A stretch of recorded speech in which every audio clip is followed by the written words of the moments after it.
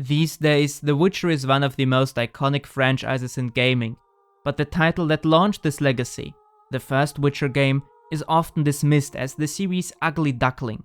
It's usually regarded as skippable, appealing only to nostalgic players looking to relive their childhood. This perception is a shame, because The Witcher deserves far more credit. Even without nostalgia, it's an excellent game, one that shaped storytelling and world-building in RPGs and heralded the rise of Eastern European game development. Welcome to Toasty Gaming. Today we're taking a retrospective look at The Witcher, the game that launched CD Projekt's meteoric rise and left a lasting mark on RPG design. In 2025, The Witcher is a global phenomenon, but it's easy to forget just how unlikely its success once seemed. The first Witcher game wasn't just the beginning of CD Projekt's rise, it was a bold step into uncharted territory for both the studio and the region it represented. At the time, Eastern European developers rarely had the resources, visibility, or confidence to compete with the dominant Western gaming industry. But CD Projekt dared to dream bigger. By drawing on Andrzej Sapkowski's novels and the rich tapestry of Slavic folklore, they created a game that not only stood out, but also set a precedent. Regional stories told authentically could resonate globally. This marked the beginning of something much larger, a cultural shift that paralleled Eastern Europe's own transformation on the world stage. The release of The Witcher was groundbreaking, not just for CD Projekt, but for the entirety of Eastern European culture. Before developing The Witcher, CD Projekt was a small studio focused on localizing Western games for Polish players. The ambitious decision to create a game based on Andrzej Sapkowski's Witcher books, deeply rooted in Slavic folklore, traditions, and culture, mirrored the growing confidence of Eastern Europeans after the fall of the Iron Curtain. And this confidence was rewarded.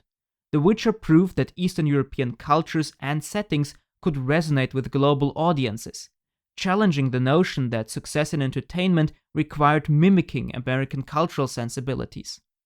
From today's perspective, The Witcher heralded the slow rise of Eastern European cultural confidence in entertainment. Titles like Metro 2033 and Kingdom Come Deliverance have since achieved global success, not despite their focus on Soviet-Russian themes or Bohemian history, but because of them. In contrast, Western entertainment, particularly in the US, is facing challenges as games and movies rooted in American sensibilities struggle to connect with global audiences. This may stem from a broader cultural identity crisis in the US, while smaller studios worldwide thrive by respectfully adapting their own cultural ideas for global markets. These creators are telling stories with themes and concepts that resonate across borders, regardless of ethnicity or background. In many ways, The Witcher exemplified this approach. Its deep, complex story explores universal themes that anyone can appreciate, even those unfamiliar with Polish culture or folklore. This balance of cultural specificity and universal appeal laid the groundwork for CD Projekt's rise and paved the way for Eastern European stories to take their place on the global stage. While The Witcher stands as a cultural milestone for Eastern European game development, its true brilliance lies in its story, atmosphere, and how it immerses the player in Geralt's world. Rediscovered in the forest outside Kaer Morhen with no memory of his past, Geralt becomes a blank slate, both for himself and for the player stepping into his boots. Before he can make any sense of his situation, Kaer Morhen is attacked by mysterious figures, who steal valuable secrets about the creation of Witchers from its laboratory and kill some random nobody called Leo. With no time to recover his memories, Geralt sets out on a mission to reclaim these stolen secrets and unravel the identities of the attackers. This narrative choice not only creates a compelling entry point for players unfamiliar with Sapkowski's novels, but also cleverly parallels the player's progression. Just as Geralt must relearn his place in the world, the player must learn the intricacies of the game's systems. Geralt's amnesia becomes an excellent backdrop for gameplay development, as he might still be a masterful Witcher, but much of his knowledge about monsters, alchemy, and combat techniques must be rediscovered. Early gameplay reflects this, with you gradually unlocking more advanced abilities, refining your combat skills, and experimenting with potions and oils to prepare for ever tougher encounters. Adding to this dynamic is the way characters from Geralt's past remember him and expect him to act, subtly challenging the player to reconcile the Geralt of the past with the choices they make in the present. Indeed, deciding who Geralt is now becomes an explicit quest given to you by Triss in Chapter 3 of the game. This creates a fascinating parallel. The player and Geralt learn about the world together, yet Geralt is never portrayed as an outsider. As the story unfolds in the city of Vizima, where most of the game takes place, you encounter a host of old acquaintances. Readers of the novels will recognize their personalities and the stories of Geralt they tell, but even those new to the franchise can glean valuable insights about Geralt's past through carefully crafted dialogues. The interplay between Geralt's forgotten history, the player's evolving understanding, and the complex mysteries and political machinations happening in the background create a deeply engaging experience that rewards curiosity and attention to detail. With its compelling setup taking place after Sapkowski's novels and the clever use of Geralt's amnesia, The Witcher sets the stage for a unique and very immersive experience. But to truly appreciate its legacy, we need to examine its core components: the story, the gameplay, the world building, and crucially how it holds up for modern players. In The Witcher, the story isn't just an excuse to keep the gameplay moving, it's the heart and soul of the entire experience. Unlike many modern action RPGs, where the narrative often feels like little more than fancy wrapping for mediocre gameplay, here the story is the driving force that pulls you in and keeps you hooked from start to finish. It delivers a rich, complex, and morally ambiguous tale that makes every choice feel meaningful. At first glance, the plot might seem straightforward. Geralt is drawn into a mysterious conspiracy after the theft of Kaer Morhen's secrets. He sets out to track down those responsible, a shadowy organization called Salamandra, but as he investigates, he uncovers a much larger scheme, involving the fate of Temeria, political intrigue, and a dangerous foe hiding in plain sight. On the surface, it might seem like a typical hero's journey story, but The Witcher quickly proves it's anything but. The way the story is executed, through its complex characters, intricate themes, and refusal to provide easy answers, elevates it into something truly special. The game's world feels alive, populated by characters who exist independently of Geralt. They have their own agendas, problems, and secrets, and Geralt just happens to cross paths with them. This gives the story an authentic, lived-in quality that's rare in modern games. One of the defining features of The Witcher's narrative is its commitment to moral ambiguity. From the start, the game makes it clear that this is not your typical fantasy world of heroes and villains. A loading screen tooltip sums it up perfectly. There is no good or evil, only shades of grey. This isn't just a catchy phrase. Unlike many games that claim to explore morally grey themes but ultimately fall back on clear good versus evil choices, The Witcher fully embraces the complexity of human nature. Your decisions are rarely simple, and the consequences often come back to bite or reward you in unexpected ways. A seemingly small choice early in the game can ripple into major outcomes later, reinforcing the idea that there are no easy answers. What I personally really like is that whenever one of your previous choices influences the current situation, there is a short cutscene explaining how and why. This theme of moral ambiguity permeates the entire story, but it's especially evident in the conflict between the Scoia'tael and the Order of the Flaming Rose. Apart from your hunt for Salamandra, whose influence reaches into the Temerian royal family, at the heart of the game's narrative is the escalating conflict between the Scoia'tael and the Order of the Flaming Rose, two factions that represent opposite extremes of the same moral dilemma. In the Northern Kingdoms, non-humans, elves, dwarves, and others you don't get to see, are aggressively discriminated against, forced to live in ghetto-like districts such as Vizima's non-human quarter. The Scoia'tael present themselves as noble freedom fighters resisting this oppression. They claim to stand for justice, equality, and the rights of non-humans against a tyrannical human majority. But their methods tell a different story. The Scoia'tael's fight often takes the form of outright terrorism. They are willing to kill indiscriminately to achieve their goals, targeting human civilians, raiding trade caravans, and engaging in assassinations. Their lofty ideals are undercut by their actions, which reveal a deep hatred for humans, making them just as consumed by prejudice as the ones they oppose. The Order of the Flaming Rose, on the other hand, presents itself as a beacon of chivalry and justice. Siegfried of Denizle, the first member of the Order you encounter, seems to embody this ideal. He's brave, selfless, and genuinely committed to protecting the innocent. When you meet him, he is risking his life to clear Vizima sewers of a powerful cockatrice without expecting any reward, as is expected within the Order. If you choose to help him during this quest, he later assists you in accessing another part of the city, further endearing himself as one of the game's rare characters who seems genuinely good-hearted. But Siegfried's virtue is not reflective of the Order as a whole. Beneath its noble facade, the Order is filled with zealots who harbor a deep hatred for non-humans. While they claim to protect the downtrodden, many members are itching for a war with the Scoia'tael, and their fanaticism often mirrors the extremism of their enemies.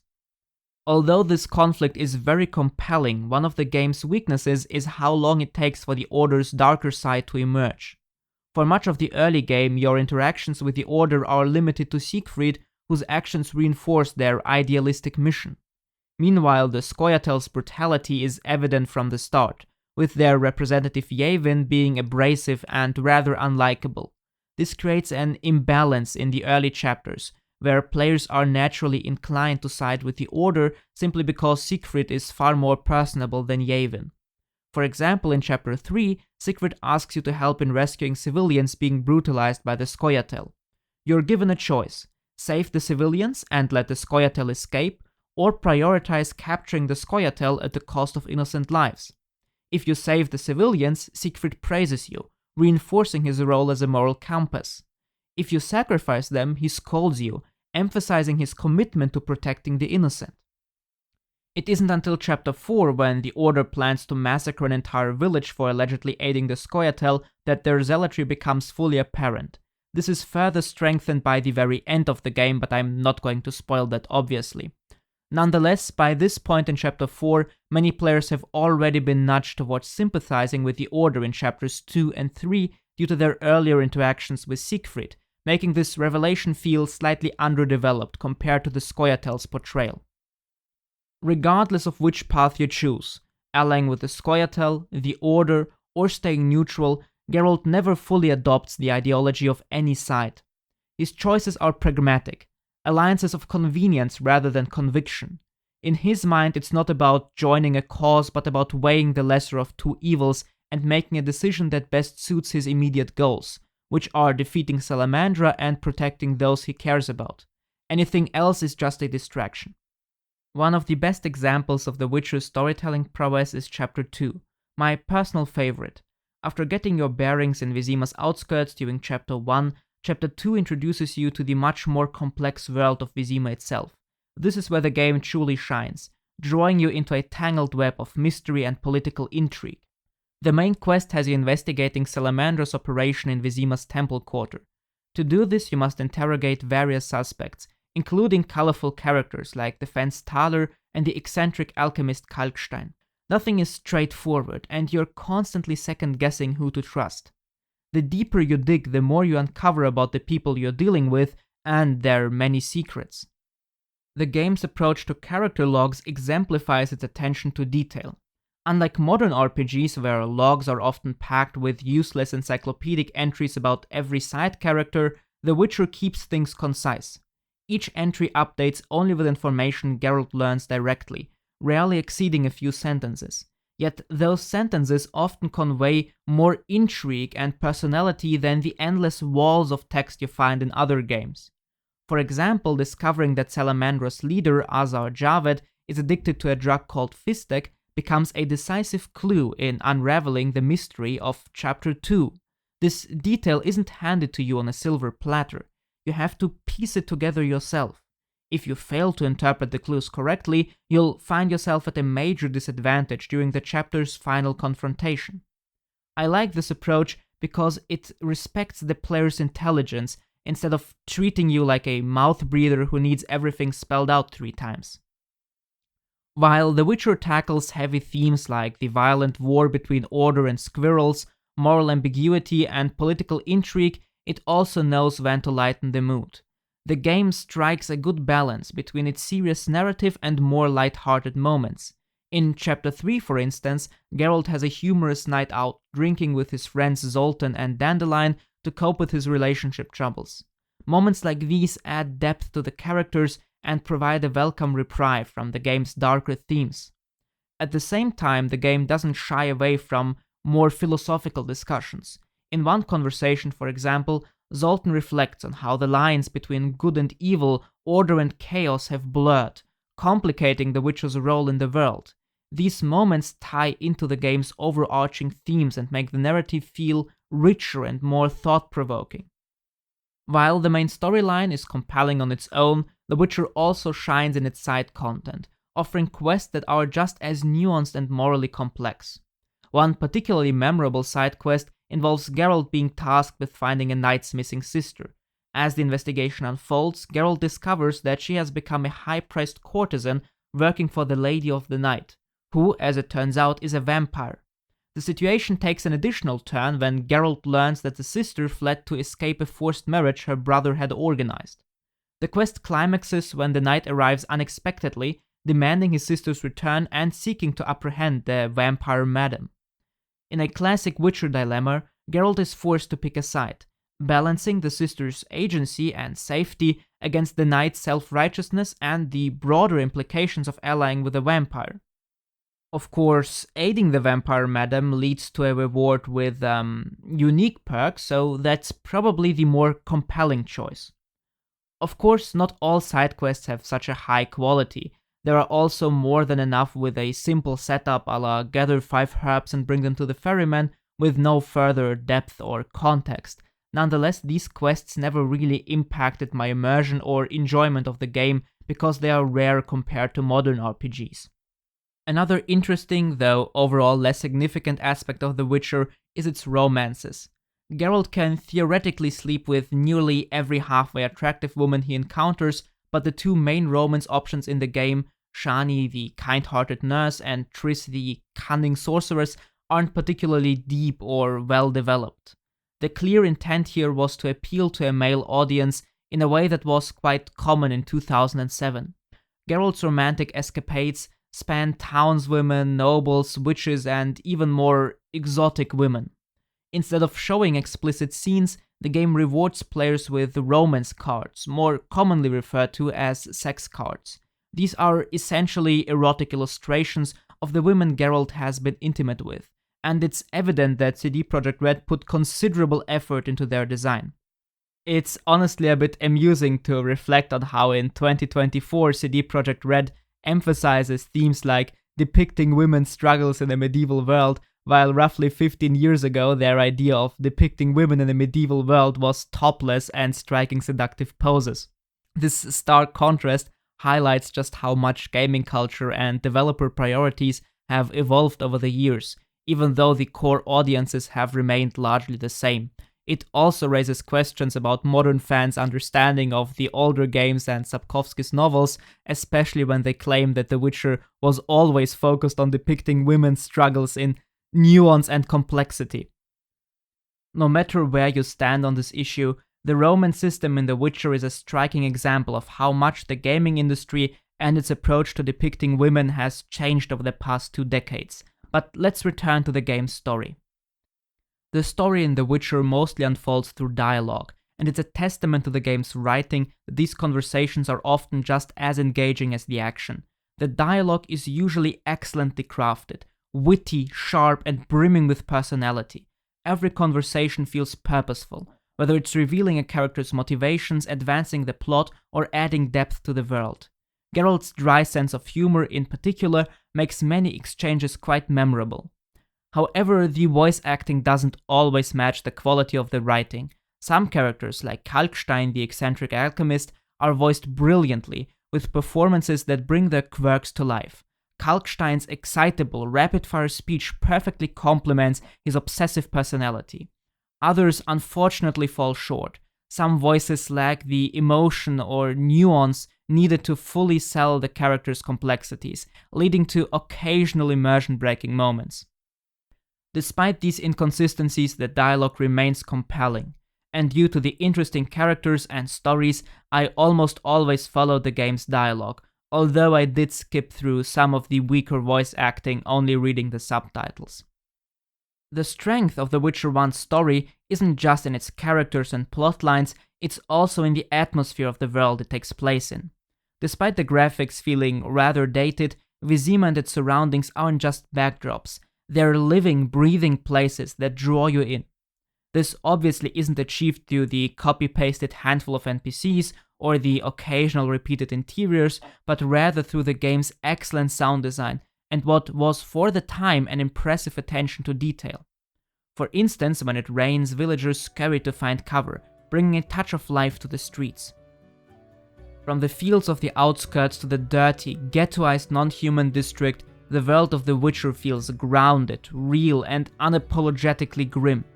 This timeless sense of immersion comes down to the design choices CD Projekt made while crafting their world.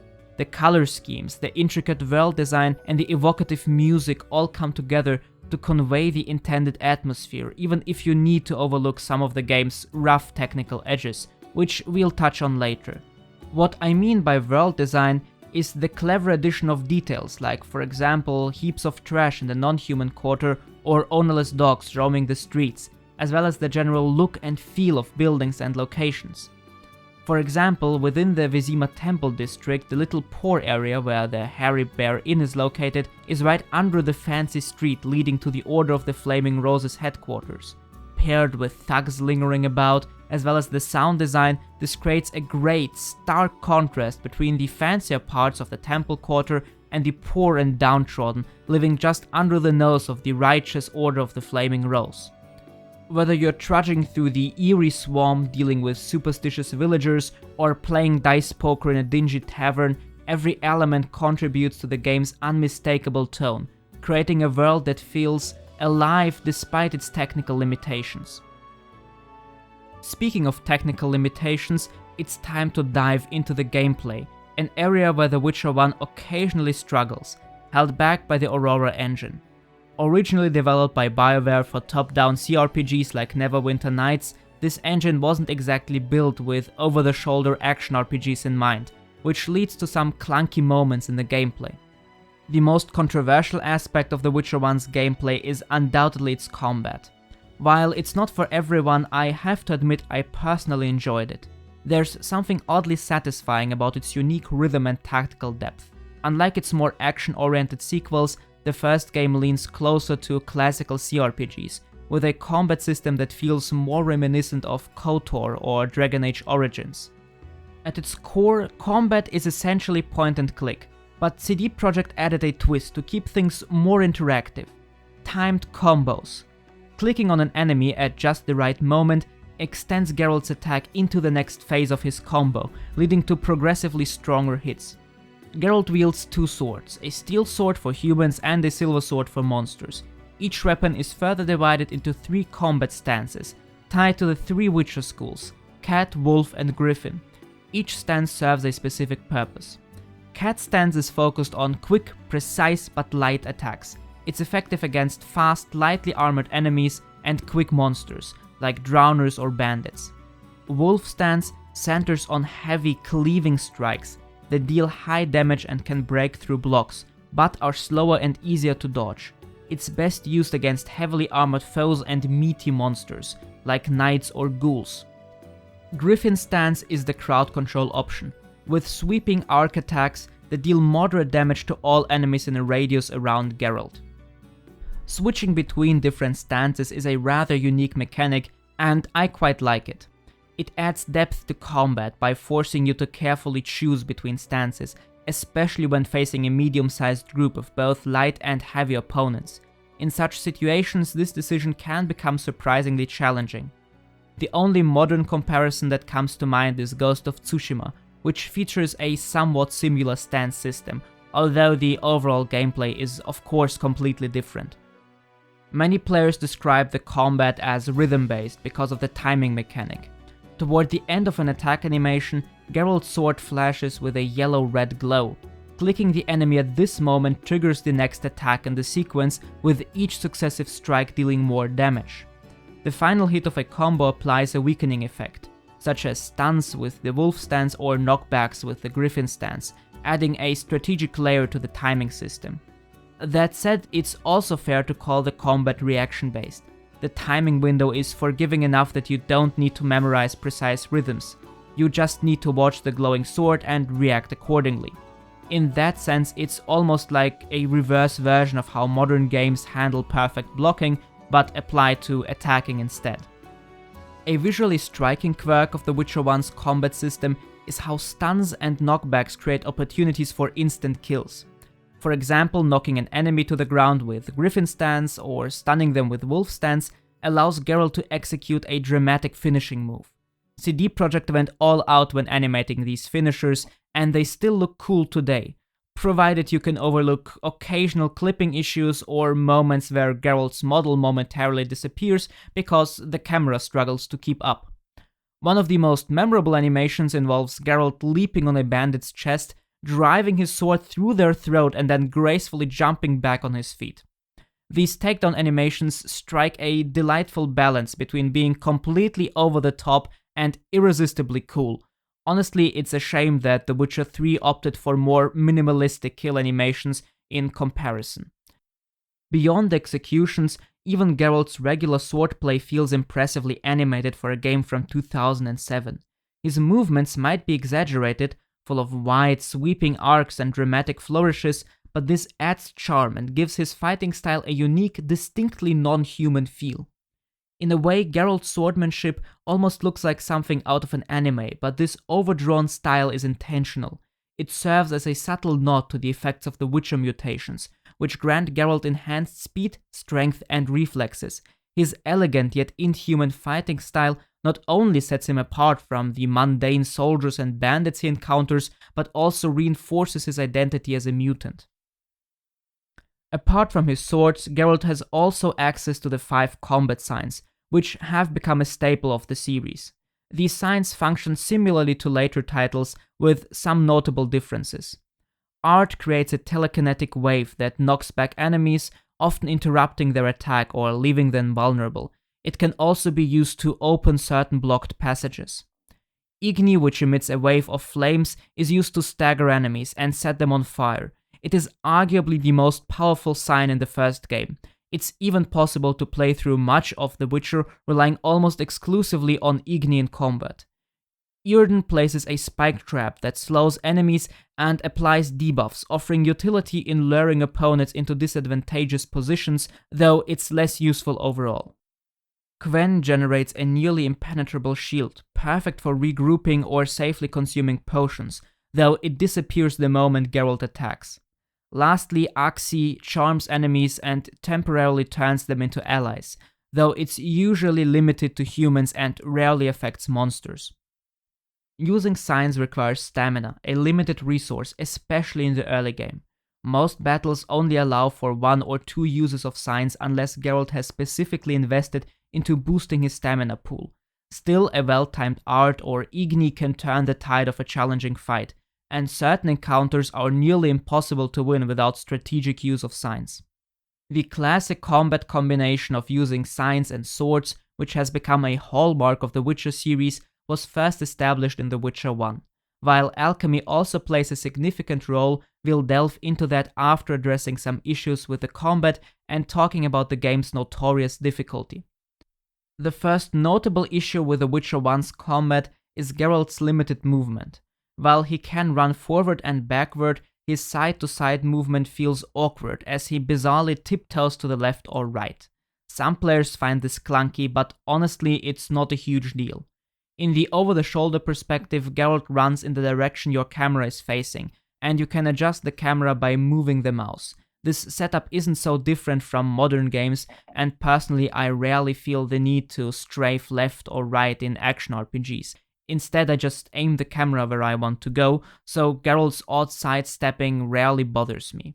In combat, however, Geralt's movement issues become more noticeable, Pressing W, A, S, or D causes him to perform awkward dodges in whichever direction you press, but these dodges are clunky and frankly useless. Much like in a game like KOTOR, dodge and parry probabilities in The Witcher 1 are calculated automatically, so manual dodging adds nothing and often makes things harder than they need to be. Thankfully, this annoyance is easily manageable. The simplest solution is to ignore the manual dodge mechanic entirely, focus on clicking enemies with the mouse for attacks, and only use WASD in combat when you need to reposition, like when you're overwhelmed and need to create distance. By relying on the mouse for most actions and treating movement inputs as situational, the clunky dodging becomes much less of a problem. A more significant issue with The Witcher 1's combat lies in the sometimes less than capable enemy AI and the way attacks are interrupted. When Geralt lands a hit with his swords, the enemy's action is immediately interrupted. This mechanic works both ways. If Geralt gets hit, his attack is similarly interrupted. The problem here is that even on high difficulties, this can make fighting single opponents rather trivial. As long as you consistently time your clicks to maintain Geralt's combos and avoid getting interrupted yourself, enemies won't have much of a chance to strike back. Their only real opportunity to counter comes from dodging or parrying your attacks, which breaks Geralt's rhythm and leaves an opening for them to land a hit, assuming you don't react quickly enough to restart your attack. Interestingly, there are some enemies to whom the interruption mechanic doesn't apply, such as the Echinops spores. This exception makes them a bit of a nightmare to fight early on, as they can continue their attacks even while being struck. These encounters can feel particularly punishing in the early game if you're unprepared.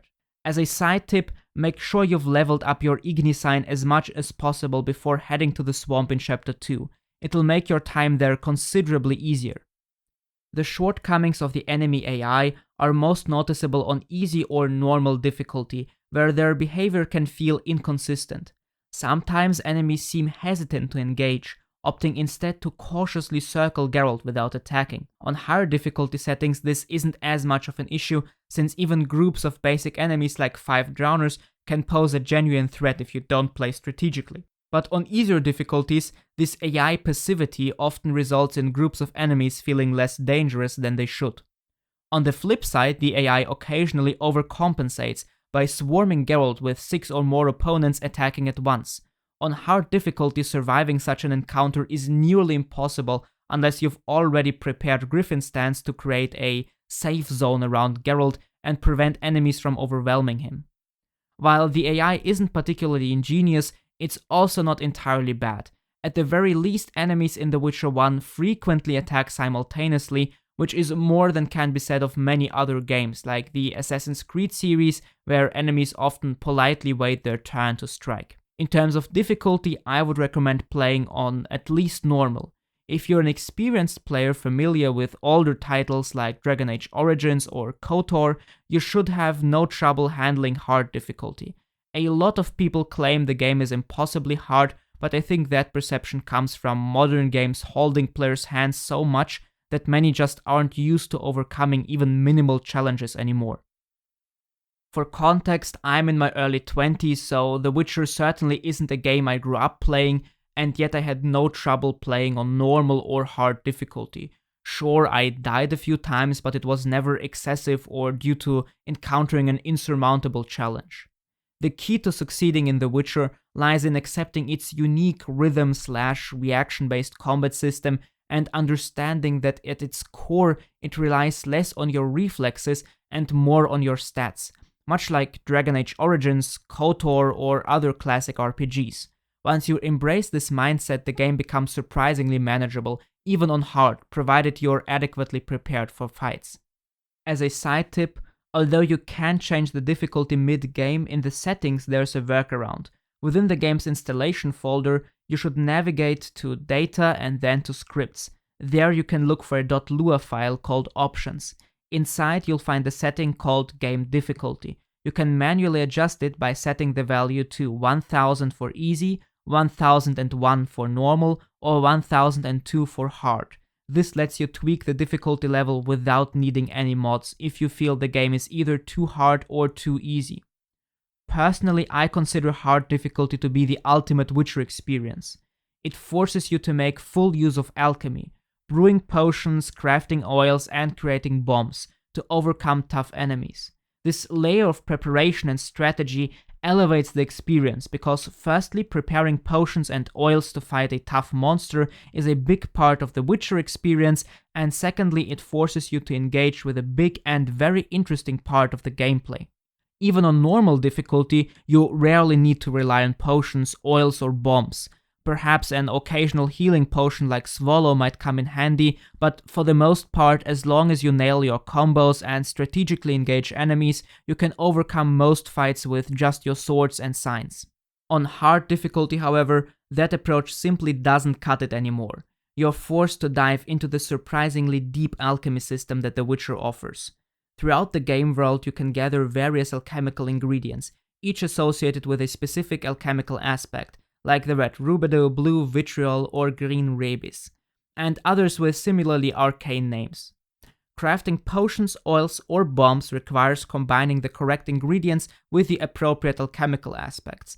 The exact ingredient doesn't matter, it just needs to have the correct corresponding alchemical aspect. For example, Swallow, the iconic healing potion, requires 1 blue aspect, 2 green, and 1 purple. If you have the recipe and a suitable base, you can easily craft it by selecting it from the alchemy menu. However, if you're feeling adventurous, you can experiment freely by mixing ingredients with various aspects without a recipe. The downside of this approach is that you won't know the outcome, and there's always the chance that you'll concoct something quite harmful. The choice of base is equally important in the alchemical process. A base serves as the foundation for your alchemical product. Alcohol for potions, fat for oils, and black powder for bombs. Higher quality bases can hold more alchemical aspects, allowing you to create more potent concoctions. For example, medium quality alcohol might suffice for a basic potion that needs only 4 aspects, but a stronger potion might require a premium spirit that can hold up to 6 alchemical aspects. Potions in particular have an extra layer of complexity. Some alchemical ingredients include secondary effects, like reducing toxicity or adding minor healing properties to non-healing potions. This adds an extra strategic element to crafting and allows you to tailor your preparations to specific challenges. The toxicity meter in The Witcher 1 serves as a natural way to limit your potion intake. Every potion has a toxicity value. The stronger the potion, the more toxic it is. If the toxicity meter surpasses a certain threshold, Geralt loses his ability to run, and if it maxes out, he dies. This system feels much more organic than the artificial limitations used in other games, such as restricting players to consuming only a set number of potions per minute or capping out the number of potions you're allowed to carry. While the design effect is ultimately the same, The Witcher's toxicity mechanic integrates seamlessly into both the gameplay and the lore. Overall, while the alchemy system isn't as deep as the one in Skyrim or as immersive as Kingdom Come Deliverance's, it's still a strong point of the game. It injects an added layer of strategy into combat. Alchemy in The Witcher may not be revolutionary, but it complements the game's tactical, preparation-heavy approach to combat perfectly, an approach that has been maintained throughout the entire series. Even though both the combat and the alchemy systems are sometimes criticized for being too difficult or overly complicated, they remain remarkably popular among fans. This is largely because of their uniqueness. There's simply no other game with a combat system quite like The Witcher 1. The combination of rhythmic, stance-based swordplay and the strategic use of alchemy and tactical use of science creates a gameplay experience that feels fresh and distinct, even today. However, a small but recurring issue with the game's flow, and one that is not unique to The Witcher but pervasive in open-world RPGs, is the pacing of its quests. A common critique of The Witcher's quest design is the significant amount of backtracking. Without a proper fast travel system, players often find themselves traveling repeatedly between quest givers and objectives. However, this issue can be minimized with a bit of planning. If you systematically pick up all side quests in a given area and tackle them efficiently, the need for excessive backtracking is reduced. It's worth noting that in Chapter 2 and 3, a limited form of fast travel becomes available, allowing Geralt to teleport between the swamp, Kalkstein's laboratory, and Triss's house. While it's not a perfect solution, it certainly helps streamline certain quests. That said, the backtracking never feels as monotonous as it can in many modern open-world RPGs like Dragon Age Inquisition or Assassin's Creed Odyssey. In those games, the sheer amount of repetitive side content often feels like filler, to the point where I find myself often listening to podcasts or audiobooks just to stay entertained. By comparison, The Witcher's world is compact enough that even when you're forced to revisit areas, the experience remains engaging, thanks to its atmospheric design and the narrative depth of many quests. An interesting note in the side content is the monster contracts. Each chapter offers a chance to hunt down 2 especially strong and unique monsters.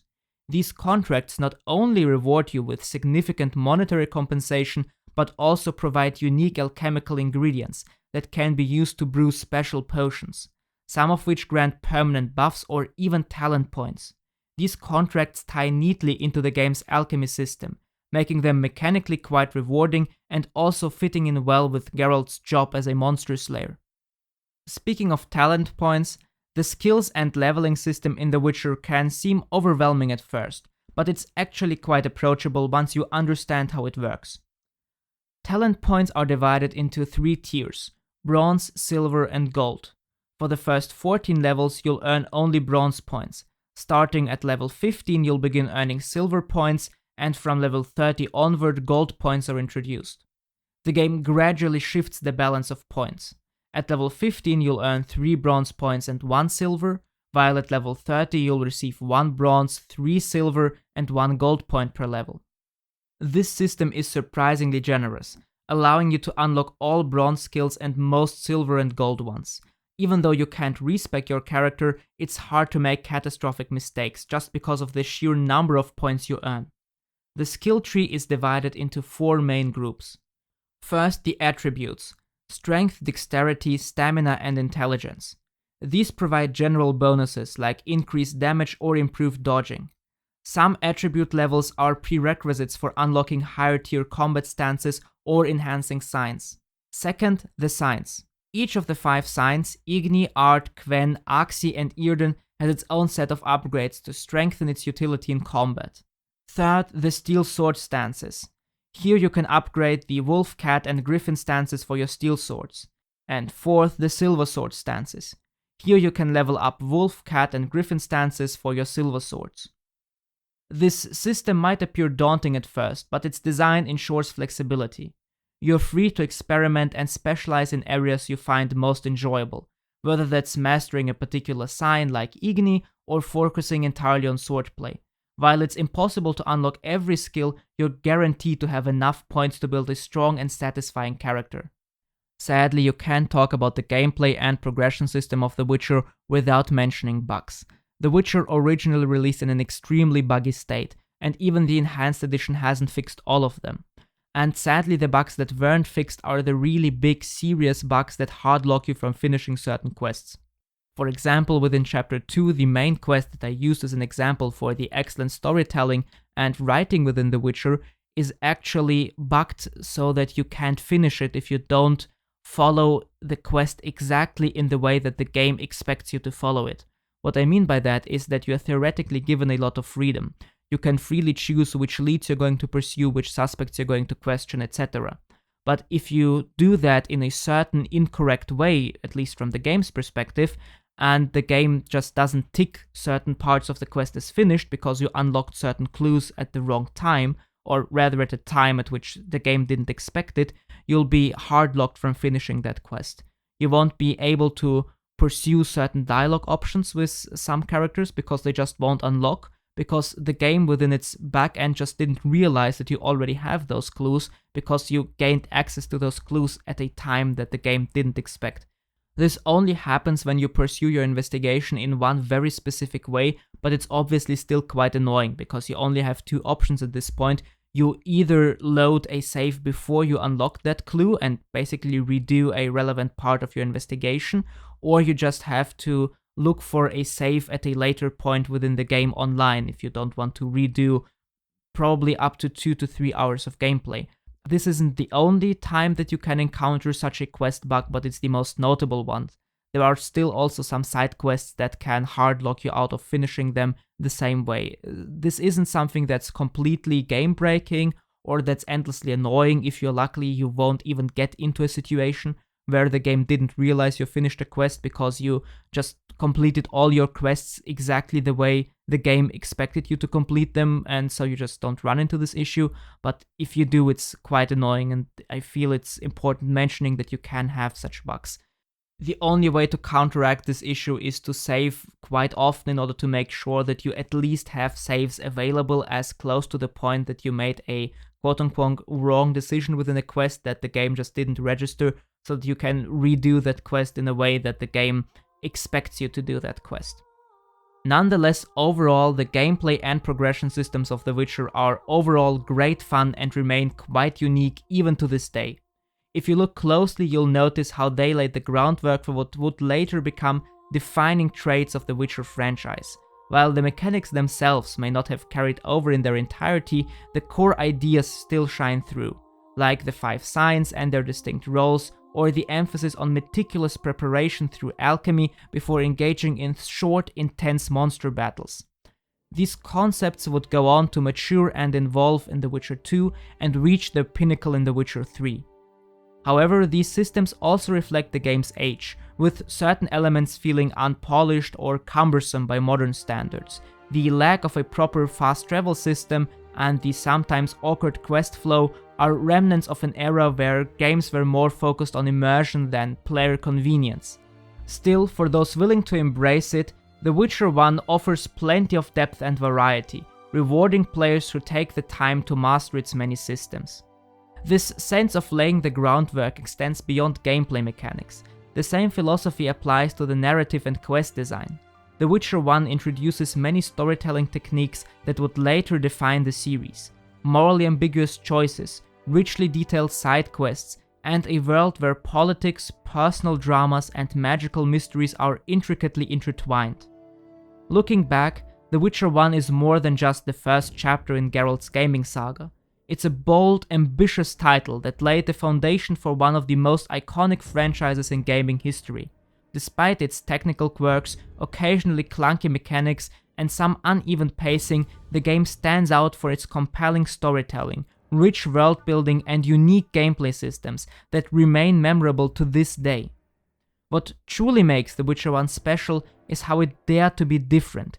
Its unapologetically Slavic flavor, morally ambiguous narrative, and unique emphasis on careful preparation for short but intense battles helped it stand apart in a market dominated by Western RPGs. It wasn't just a game, it was a cultural milestone that showcased the potential of Eastern European developers to create stories that resonate on a global scale. For RPGs, The Witcher 1 represented a return to morally ambiguous storytelling and proved that straying from the beaten path in terms of narrative and gameplay can be a rewarding choice in an oversaturated market filled with games reiterating the same formulas and cultural sensibilities. Discovering new and unique perspectives is always exciting, and no Witcher game feels as close to its Polish roots as The Witcher 1. That's probably what I enjoyed the most about it. The feeling that I was looking through a window into how a totally different culture approaches high fantasy narratives. Though The Witcher may be overshadowed by its critically acclaimed sequels, it deserves recognition for its contributions to the RPG genre and for launching CD Projekt Red's meteoric rise. It's a game that rewards patience, curiosity, and a willingness to embrace its quirks. A reminder of a time when RPGs were less polished but brimming with creativity and heart. Whether you're revisiting it for nostalgia or experiencing it for the first time, The Witcher remains a fascinating glimpse into the beginnings of a legendary series, and a testament to what passionate and ambitious developers can achieve. And that's it for today's retrospective on The Witcher 1. It's a game that might show its age in some areas, but its ambition, creativity, and heart are undeniable. Whether you're a longtime fan of the series or someone curious about Geralt's early adventures, The Witcher 1 is well worth experiencing, even today. If you enjoyed this look back at one of gaming's most iconic franchises, don't forget to like the video and subscribe for more retrospective reviews and deep dives into gaming. I'd love to hear your thoughts. Did you play The Witcher 1 back in the day, or are you planning to give it a try now? Let me know in the comments down below. Thanks for watching, and until next time, stay toasty, cheers!